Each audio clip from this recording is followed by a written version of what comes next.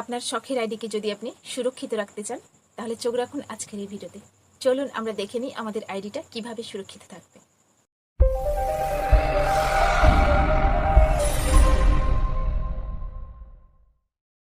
নমস্কার বন্ধুরা, আমি অপর্ণা ডিজিটাল দুনিয়া থেকে তোমাদের সবাইকে স্বাগত।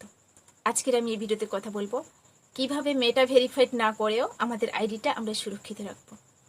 সবার ক্ষেত্রে মেটা ভেরিফাইড করাটা সম্ভব নয়, তাই বলে কি আমাদের আইডিটা অসুরক্ষিত থাকবে? মোটেও না।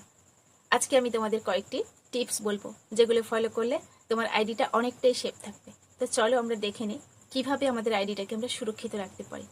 নাম্বার 1 যেটা বলবো, 2 ফ্যাক্টর অথেন্টিকেশন, এই অপশনটাকে চালু করে রাখবেন। তো কিভাবে চালু করবেন সেটা আমি স্ক্রিন রেকর্ডিং এর মাধ্যমে এই মুহূর্তে আপনাদের সামনে দেখাচ্ছি। চলো স্ক্রিনের উপর চলে এলাম। ফেসবুক অ্যাপে প্রথমে 3 ডটে ক্লিক করব।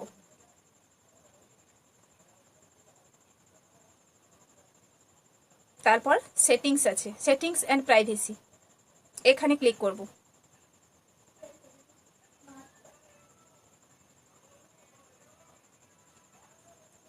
তারপর দেখুন সেটিংস অ্যান্ড প্রাইভেসি আছে, এখানে আবার ক্লিক করব।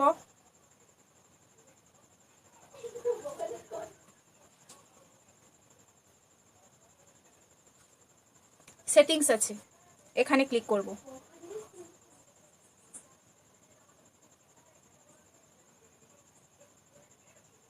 তারপর দেখুন পাসওয়ার্ড অ্যান্ড সিকিউরিটি আছে, এখানে ক্লিক করব।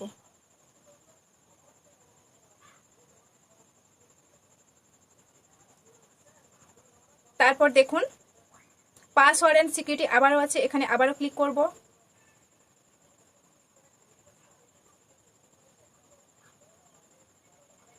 তারপর দেখুন 2 ফ্যাক্টর অথেন্টিকেশন, আবারও এখানে ক্লিক করব।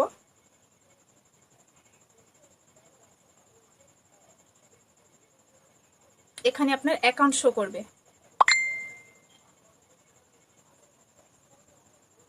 আমি আবারও দেখাচ্ছি অ্যাকাউন্টে। তারপর দেখুন পাসওয়ার্ড চাইবে, পাসওয়ার্ড দেবেন আপনার নিজের মতো করে, আপনার নিজের পাসওয়ার্ড এন্ট্রি করাবেন। তারপর মোবাইল নাম্বার চাইবে, আপনার পছন্দ মতো মোবাইল নাম্বার এন্ট্রি করাবেন, তারপর ভেরিফাইড করে নেবেন। তাহলে হয়ে গেল আপনার 2 ফ্যাক্টর অথেন্টিকেশন অপশন চালু, আর আপনার আইডিটা অনেকটাই সুরক্ষিত।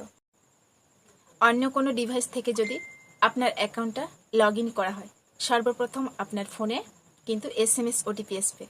ভুলেও কিন্তু এই ওটিপি দেবেন না, অচেনা কাউকে ওটিপির নাম্বারটা ভুলেও দেবেন না, তাহলে কিন্তু আপনার শখের আইডিটা হারিয়ে যেতে পারে যে কোনো মুহূর্তে।